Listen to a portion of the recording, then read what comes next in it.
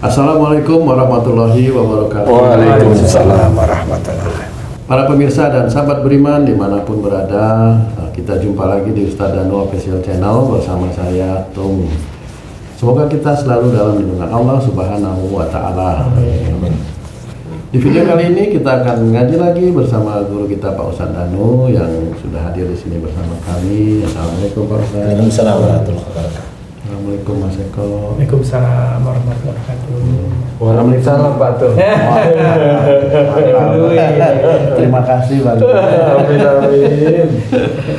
Pak Ustadz, kita mau banyak bertanya nanti, kita mohon petunjuk juga dari Pak Ustadz tentang tentang tauhid ya Pak Ustadz, tentang akhlak, di mana sering sekali terjadi di rumah tangga itu ketika baru menikah atau sudah bertahun-tahun menikah, tapi masih tinggal bersama orang tua atau mertua seperti itu Pak Ustadz. Ini kan sering ada terjadi gesekan-gesekan di mana biasanya itu Pertengkaran, bukan gesekan.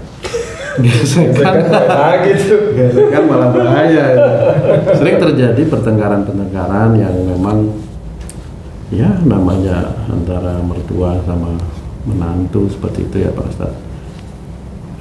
Kalau melihat kejadian yang seperti itu, kira-kira apa hikmah yang bisa kita pelajari agar kita bisa menjaga diri di hadapan Allah seperti itu Pak Ustadz? Ya, Bismillahirrahmanirrahim. Assalamualaikum warahmatullahi wabarakatuh. Waalaikumsalam warahmatullahi wabarakatuh. Amin ya rabbal alamin. Memang namanya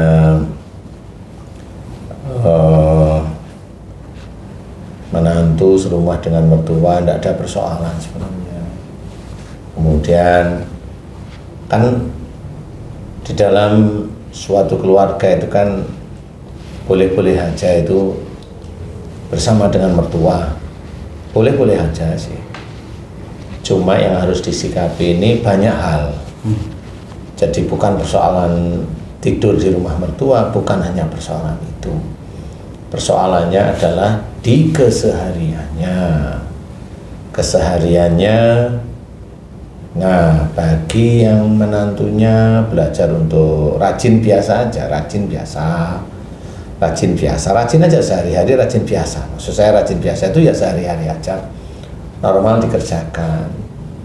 Kemudian jangan punya pikiran apa-apa, jangan umpamanya tiba-tiba terus, Mas beli rumah repot kan gitu, baru pengantin baru kok sudah minta rumah. Mas kontrak rumah boleh, tetapi kalau gajinya masih kurang ya harus dipikirin. Begitu-begitu itu sebenarnya bisa berjalan. Apapun bentuknya, kalau menantu itu serumah dengan mertua, ini harus ada tenggang rasa, harus ada rasa tenggang.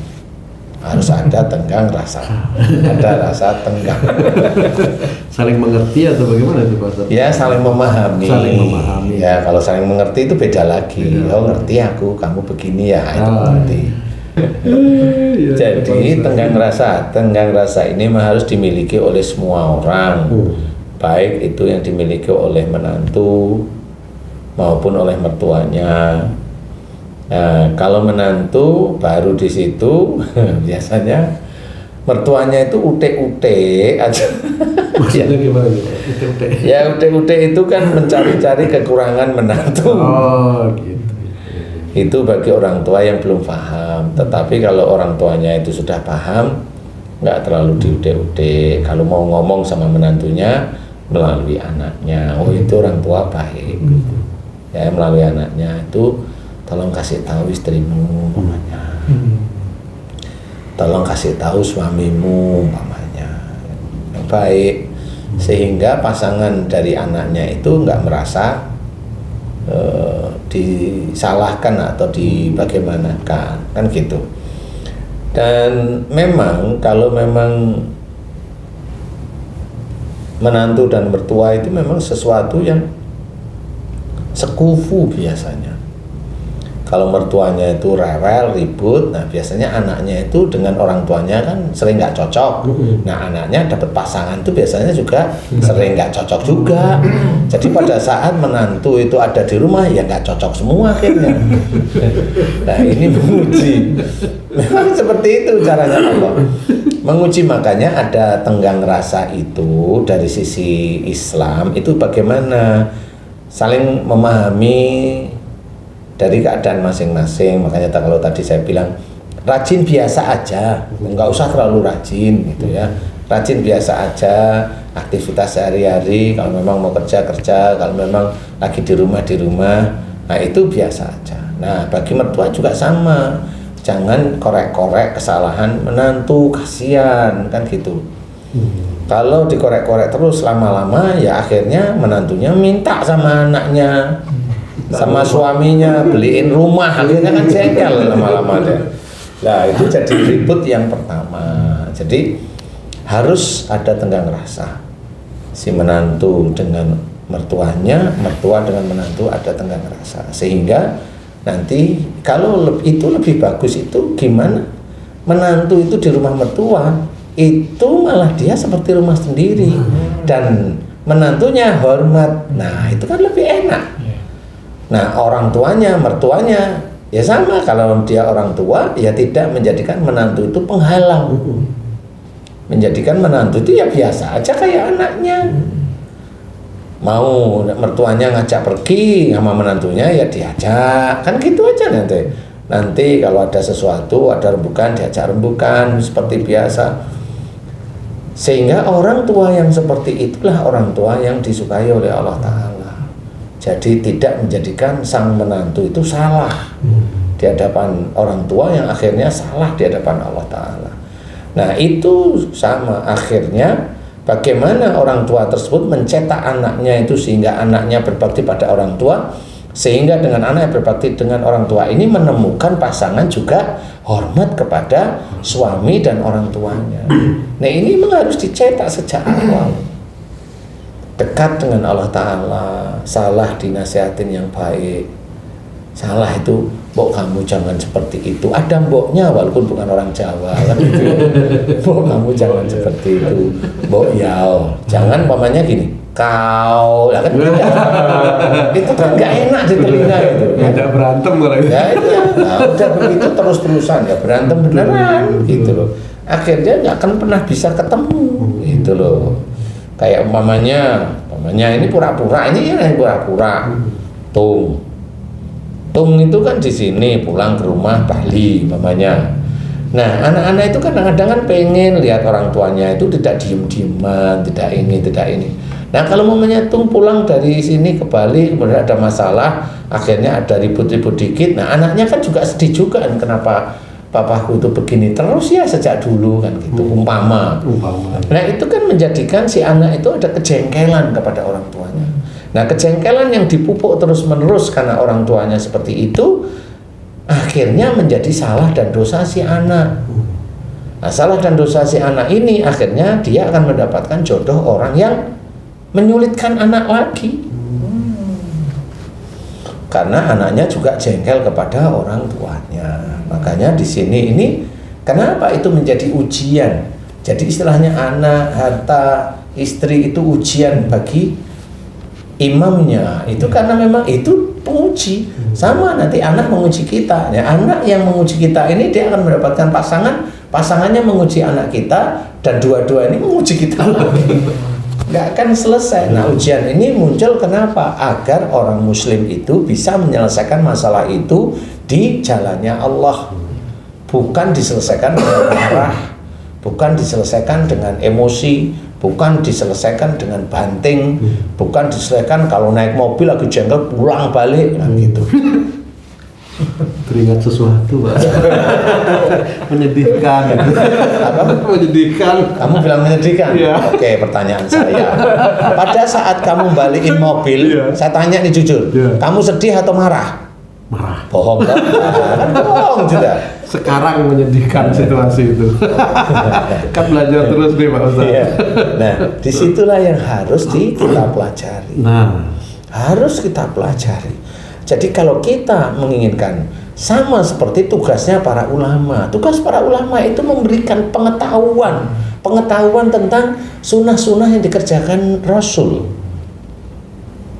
Enggak cuma memberikan pengetahuan, ulamanya juga harus mengerjakan. Seperti itu. Nah, kalau ada ulama atau umpamanya ada ustadz yang hobinya ngecekin orang lain, ngecekin ini, lah itu kan bukan cara Rasul yang seperti itu. Akhirnya orang seneng dia pas ngecek-ngecek. Nah, nanti jamaahnya kan hobinya ngecek, kan seperti itu. Nggak boleh. Itu nggak boleh, memang dilarang. Makanya yang paling sulit itu adalah menjaga diri kita dari api neraka. Itu sulit. Habis itu keluarga kita itu sulit. Ya, keluarga ada istri, ada anak. Itu sulit bagi keluarga, istrinya yang tahu agama belajar untuk istiqomah untuk menjalankan syariat Islam, suaminya yang masih belum terlalu mengerti tentang agama, ya sabar, dia harus menerima. Jangan maunya suaminya 3 tahun langsung jadi soleh namanya, ya jangan, itu kan hidayah dari Allah Ta'ala. Lah kan maunya dia menjadi imam. Oke, pertanyaan saya satu, kenapa dulu kamu mau sama dia? Nggak bisa jawab dia udah. Saya tuh hanya gitu, kenapa kamu dulu mau sama dia? Kan sudah tahu ya Ustaz. Kan udah tahu. Oh, saya nggak tahu, tahunya dia sholat. Ya sudah, itu ujian kamu. Barangkali kamu dulunya pengen jadi orang yang sabar ya, ketemu suami gitu ya belajarlah sabar. Kan harus seperti itu ya. Harus, kalau ingin jadi orang sabar ya siap untuk mendapatkan ujian yang menurut manusia yang jengkelin kan gitu ya. Haji C itu juga doa, saya ingin jadi soleh, saya ingin jadi orang sabar ya Allah, ya sabar beneran. Sabar apa diam? Ya antara sabar sama diam. Ustaz, saya mau nanya dong nih. Boleh. Pengalaman dong ini harusnya. Seorang yang baru berumah tangga tinggal dengan mertuanya nih. Orang yang baru berkeluarga ini kan baru mencoba menjadi seorang ibu dan bapaknya. Tinggal dengan orang yang sudah berpuluh-puluh tahun jadi orang tua. Sebenarnya yang harus merendahkan ilmunya atau yang memahami itu mertua atau menantu, Ustaz, biar nyambung gitu. Kalau Haji C tadi bilang sebenarnya yang harus merendah mertua atau menantu kan gitu. Dua-duanya harus belajar. Kalau orang tua memang punya kans kuat dihormati anaknya, ya jangan memakai ayat itu. Karena ayat itu dipergunakan untuk anak. Kalau orang tua pakai ayat itu, orang tua nanti arogan. Kamu harus hormat sama saya kan gitu. Akhirnya dia lupa bahwa orang tua yang dihormati oleh anaknya secara keseluruhan adalah orang tua yang dia sujudnya kepada Allah Ta'ala benar. Ketakwaannya benar-benar takwa. Tapi kalau hanya ayat itu dipakai kan artinya kan orang tua itu memenangkan dirinya kepada anaknya. Kamu harus tunduk pada orang tua. Nggak boleh ayat itu dipakai oleh orang tua. Ayat itu dipakai untuk anaknya. Bagi orang tuanya, untuk orang tuanya malahan. Kan begitu. Nah, bagi orang tua yang bukan merendah, yang memahami tentang anak-anak yang baru belajar menjadi keluarga, orang tua yang memahami anaknya seperti itu dan dengan jalan-jalan Islam yang baik, dituntun anaknya dengan baik, dituntun menantunya dengan baik, diajari dengan baik, ini mau bulan, mau tahun dan sebagainya, itu mertua itu mulia di hadapan Allah. Itu mulia di hadapan Allah sudah. Gitu. Nah, sehingga nanti si menantu dan anak lebih hormat kepada orang tuanya. Bukan karena disuruh oleh orang tuanya hormat, tapi orang tuanya melakukan aktivitas yang memperlihatkan orang tuanya itu senantiasa tawadu. Kalau memang orang tuanya begitu, anak turunnya insya Allah punya rasa kalau orang tuaku begini ya, saya harus lebih seperti itu. Sehingga inilah keluarga ini antara mertua dengan menantu sama-sama hormat karena Karena Allah. Jadi semuanya akan selesai dengan baik. Selesai kalau ada masalah selesai dengan baik. Menantu bersihin piring pecah, nggak usah dimarah. Piring itu harganya berapa sih? Kan gitu jangan. Jangan, lah ya nggak enak. Mencain Gucci udah lama ini bukan yang baru. Udah yang lama nanti. Ini lucu nih. Jadi kalau ada kesalahan pada menantu nggak usah diributin. Umpamanya piring pecah, kamu udah 5 kali mecahin piring kan gitu. Nggak usah diomongin.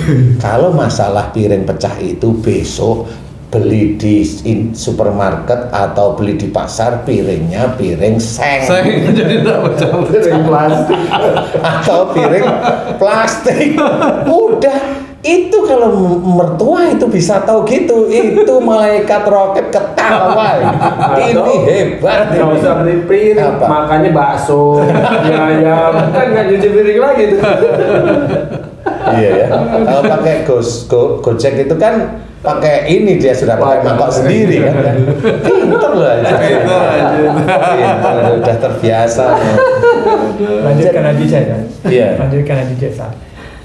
Kalau yang tadi itu Ustaz, misalnya keluarga baru mau menikah itu, situasinya ada nih Ustaz. Misalnya ada uang sisa untuk kontrak, atau misalnya lebih dari itu ada rumah.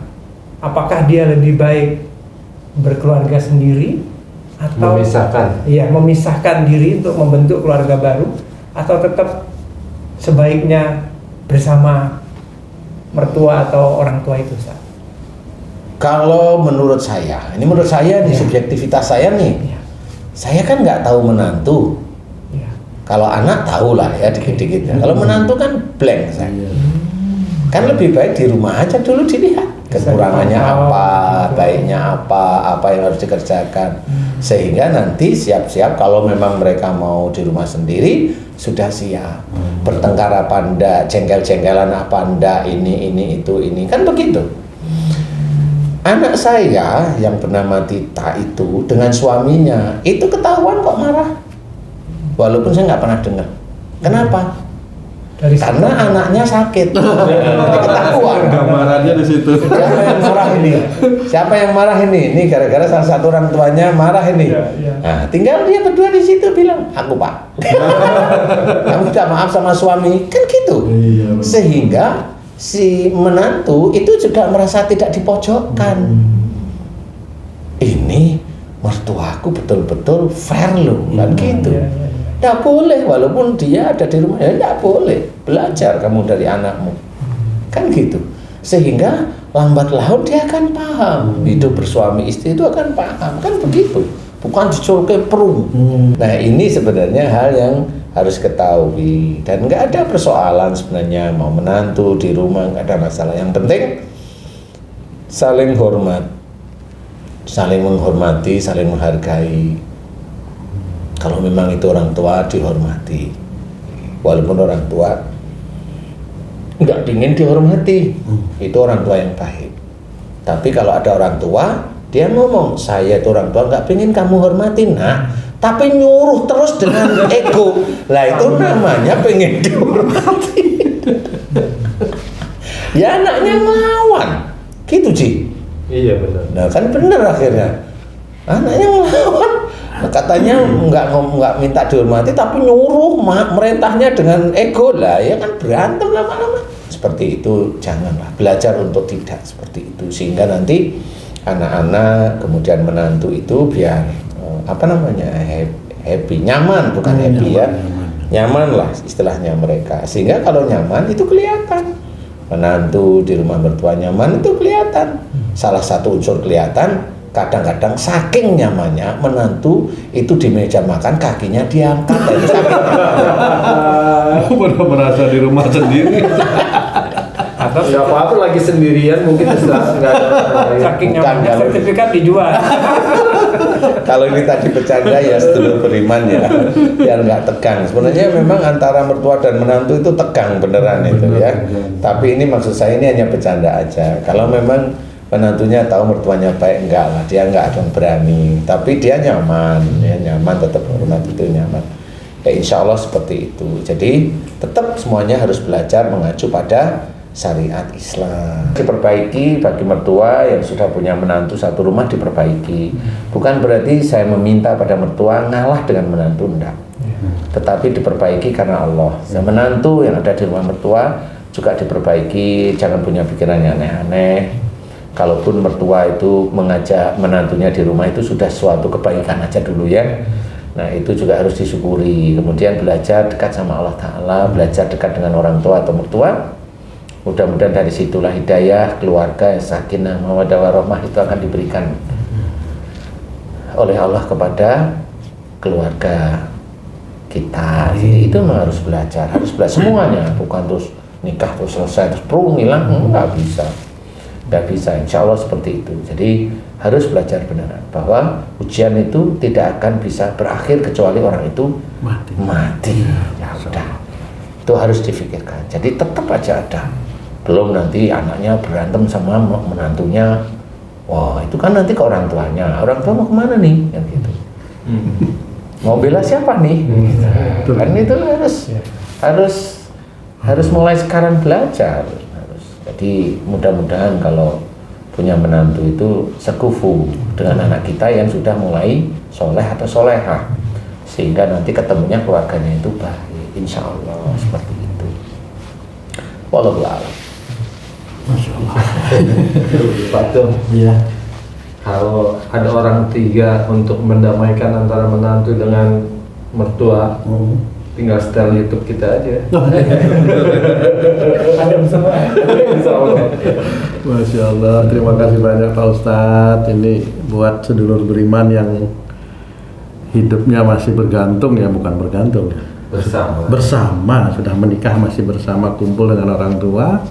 Ya kita harus memunculkan rasa tenggang rasa tadi Pak Ustadz ya, dan menekan ego masing-masing. Mudah-mudahan perbincangan kita kali ini bisa memberikan manfaat yang seluas-luasnya untuk meningkatkan keimanan dan ketakwaan kita kepada Allah Subhanahu wa Ta'ala. Terima kasih atas perhatiannya. Wassalamualaikum warahmatullahi wabarakatuh. Waalaikumsalam warahmatullahi wabarakatuh.